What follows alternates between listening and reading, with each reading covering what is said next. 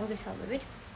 გუშინ დაიწყო ახალი კვირა, მაგრამ რადგან გუშინ დასვენების დღე იყო, ჩემი გეგმებით შეიცვალა და გუშინდელმა ისე ვთქვათ აქტივობებმა და გუშინდელმა საქმეებმა დღევანდელ დღეზე გადმოინაცვლა, ამიტომ დღეს ის დღეა, როცა კვირის არკანი უნდა ამოვიღო და ეს გაშლა იქნება, ან კვირის არკანს ამოვიღებ 1 ივნისის ჩათვლით მოვლენებზე. ანუ დაახლოებით რა რეკომენდაციები იქნება ამ ერთი კვირის განმავლობაში. ხო, პირველ რიგში თქვენ თავებზე იფიქრეთ და მე მანამდე არკანს ამოვიღებ.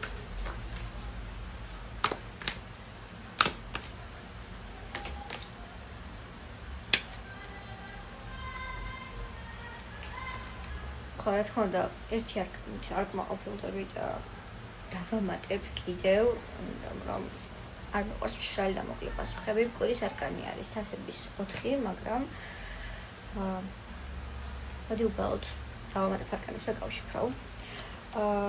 ეს კვირა იქნება უფრო შესაძლებლობებით სავსე ენერგიებით, შესაძლებლობები გექნებათ, მოგეცემათ, მაგრამ თქვენ ამ შესაძლებლობებს დაკარგავთ თუ კი საკითხებს მიუდგებით ემოციურად და არა მიზნობრივად.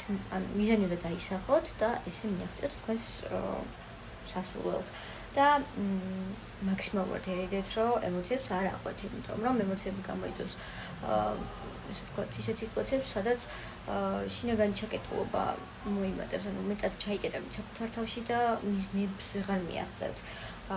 ის შანსებიც, რაც მოგეცემათ, უბრალოდ ჰაერში გაიფანტება. გაითვალისწინეთ რჩევები. ვისაც მოგეწონათ ეს ვიდეო, თქვენ მოგექნებათ დალაიქოთ, დამწეროთ კომენტარები, თქვენი შეფასება ძალიან მნიშვნელოვანია.